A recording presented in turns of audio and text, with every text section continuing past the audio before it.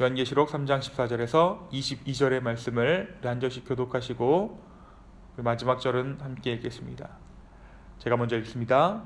라오디게아 교회의 사자에게 편지하라. 아멘이시오 충성되고 참된 증인이시오 하나님의 창조의 근본이시니가 이르시되 내가 내 행위를 아노니 너가 차지도 아니하고 뜨겁지도 아니하도다.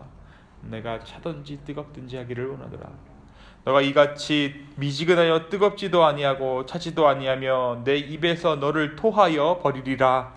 내가 말하기를 나는 부자라 부요하여 부족한 것이 없다나 너의 곤고한 것과 가련한 것과 가난한 것과 돈먼 것과 벌거벗은 것을 알지 못하는도다.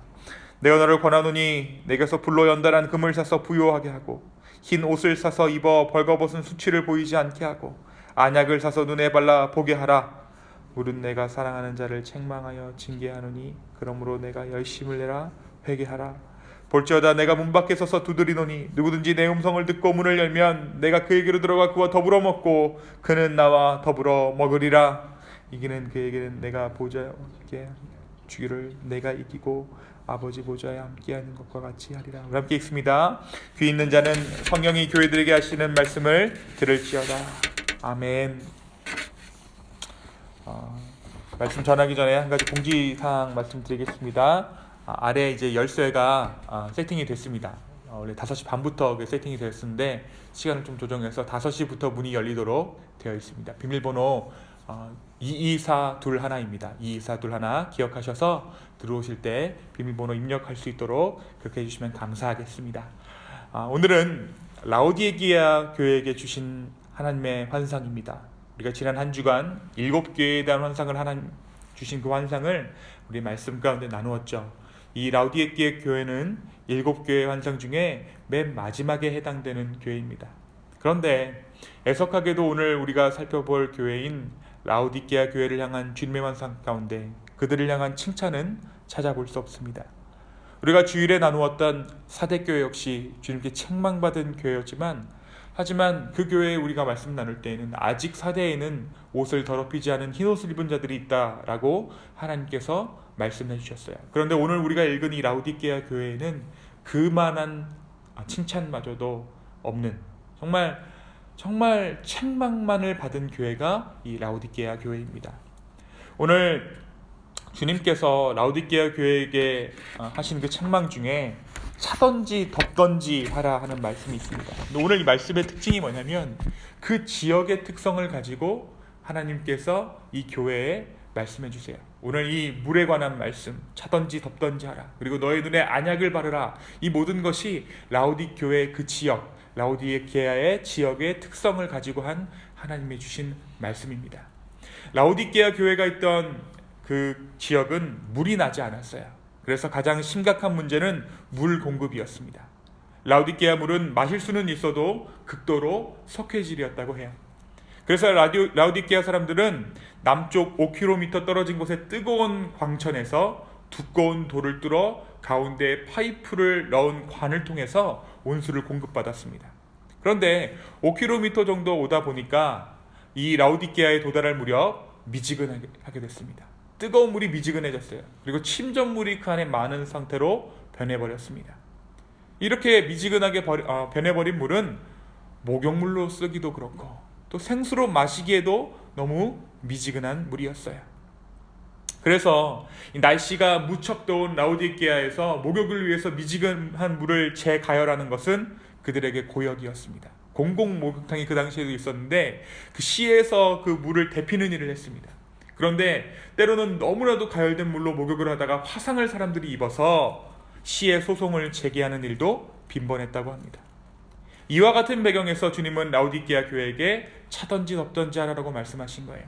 너가 믿든지 정심으로 믿든지 믿지 말든지 해라, 이 뜻이 아니라 너가 차든지 덮든지 해라. 마실 수 있을 정도로 차든지 아니면 목욕할 수 있을 정도로 덮든지 해라. 이도저도 아니다. 너희 안에 열심을 품으라 라고 주님께서 이 라오디게아 교회에게 말씀하신 것입니다.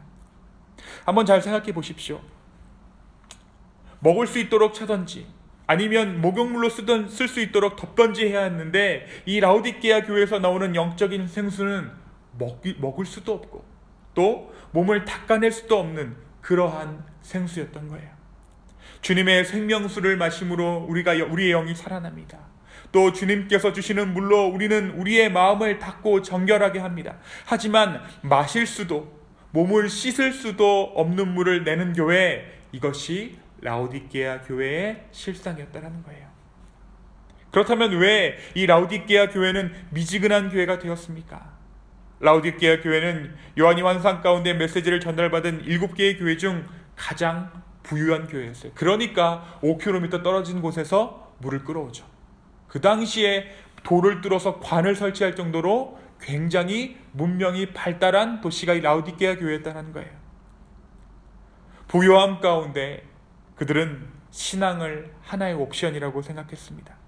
혹은 신앙을 자신의 소셜 라이프 중 하나라고 생각했던 거예요. 적당히, 과하지 않게, 비난은 면하지만 그렇게 화려하지도 않게 열심을 내는 것이 오히려 천박한 것으로 그들은 그들의 신앙을 그렇게 생각했던 것입니다. 이것이 그들의 신앙의 모토였습니다. 적당하게. 그들에게는 주님을 향한 간절함, 구원을 향한 사모하는 그런 마음이 없었다는 거예요. 눈에 보기에 조화로운 것, 그것이 그들의 보기에 신앙이 좋은 것이었습니다.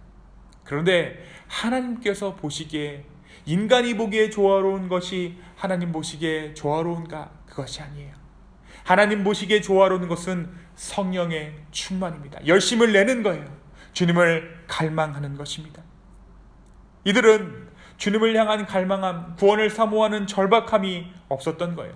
먹고 살만한데 꼭 주님이 다시 오셔야 하는가? 사는 것이 괜찮은데 교회가 꼭 부흥해야 하는가? 열심을 해서 기도하는 것 천한 것이다. 교회 생활 열심히 하는 것 천한 것이다. 구제는 우리가 있는 선에서 적당히 한다. 이것이 그들의 미덕이었던 것입니다. 그런 라오디게아 교인들이 스스로를 어떻게 생각하고 있었는지 17절의 말씀이 보여주고 있습니다. 너가 말하기를 나는 부자라, 부요하여 부족한 것이 없다 하나 내 곤고한 것과 가련한 것과 가난한 것과 눈먼 것과 벌거벗은 것을 알지 못하는도다. 그런 라오디게아에게 주님께서는 오늘 말씀하십니다. 너가 부족하다. 너가 곤고하다. 너가 가난하다. 너의 눈이 멀어버렸다. 너는 벌거벗었다. 그래서 주님께서는 말씀하십니다. 18절의 말씀입니다. 내가 너를 권하노니 내게서 불로 연단한 금을 사서 부요하게 하고 성령을 받고 흰옷을 사서 입어 벌거벗은 수치를 보이지 않게 하고 거룩하라. 안약을 사서 눈에 발라 보게 하라. 말씀으로 너의 눈을 뜨게 하라. 그 당시 라오디게아의 특산물 중에 하나가 이 안약이었다고 합니다. 너희는 너의 눈을 밝게 하는, 너의 육신의 눈을 밝게 하는 그 안약을 바를 뿐만 아니라 하나님께서 허락하는 진정한 안약, 하나님의 성령으로 말미암아 너희 눈을 밝게 하라라고 오늘 주님은 말씀하세요. 그러면서 회복을 다시 한번 약속해 주십니다. 19절입니다. 무릇 내가 사랑하는 자를 책망하여 징계하노니 그러므로 너가 열심을 내라 회개하라. 열심을 내지 않는 자들에게 하나님의 특효약은 책망과 징계였다는 거예요. 그것이 영원한 징별을 말하는 것이 아니라 그것을 통해서, 탄압을 통해서, 징계를 통해서 그들이 다시 주님께로 돌아오는 것이 하나님의 선하신 인도하심이라는 것입니다. 바로 그때 어떠한 일이 일어납니까? 20절입니다. 볼지어다 내가 문 밖에 서서 두드리노니 누구든지 내 음성을 듣고 문을 열면 내가 그에게로 들어가 그와 더불어 먹고 그는 나와 더불어 먹으리라. 우리가 이 말씀에 관련한 예수님의 문 두드리는 그 그림 보신 적이 있죠? 그 그림의 특징이 무엇입니까? 문고리가 없어요.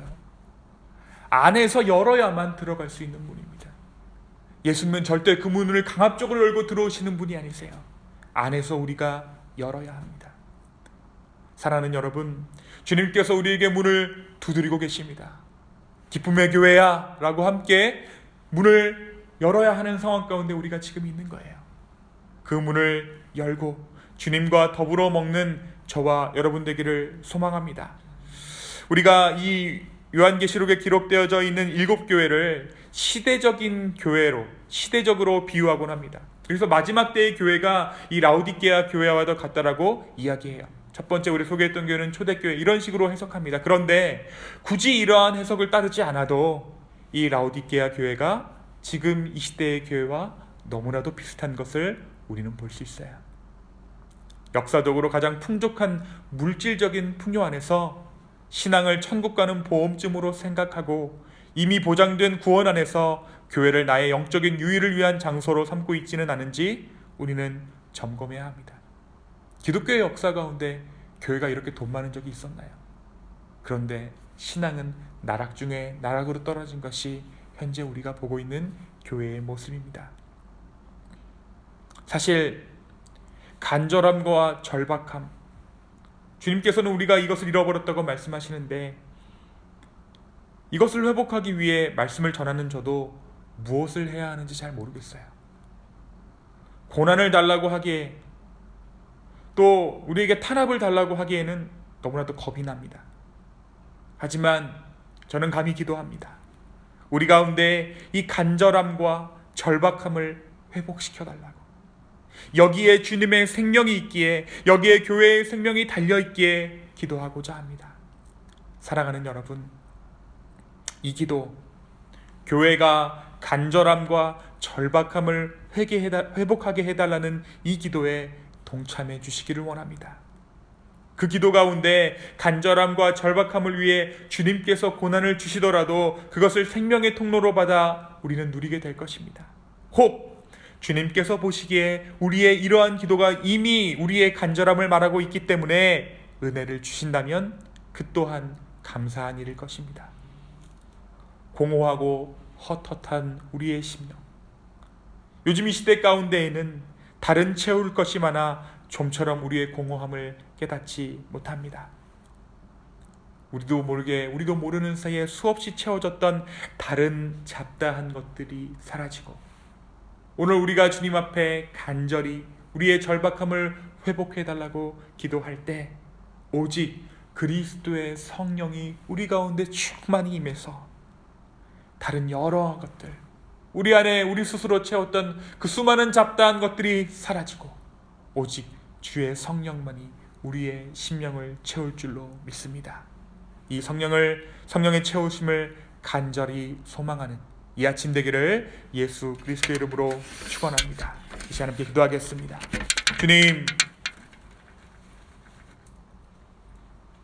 성령으로 채워주십시오. 우리에게 간절함과 절박함을 잃어버린 그 마음들이 있다면, 우리가 벌거벗은지도 모르고 우리가 우리를 자랑스럽다라고 생각하고 있는 부분들이 있다면, 성령 하나님, 성령으로 우리를 이끌어 주시고 다시 한번 주님 앞에 나아갈 수 있는 우리를 될 수 있도록 축복하여 주시옵소서. 주님, 참으로 많은 것들로 우리의 삶을 채워보려 했습니다. 여전히 그 찌꺼기들이 우리 안에 남아 있습니다. 오늘 이 아침에 우리가 함께 기도할 때, 우리가 이 아침에 말씀을 묵상할 때에 이 영적인 모든 찌꺼기들이 사라지고 주님께서 주시는 그 성령, 하나님의 그 성령이 우리의 심령을 채우시기를 주여 간절히 소망합니다. 주여 우리를 채워 주시옵소서. 주님 감사합니다. 모든 말씀 살아계신 예수님의 이름으로 기도하였습니다. 아멘.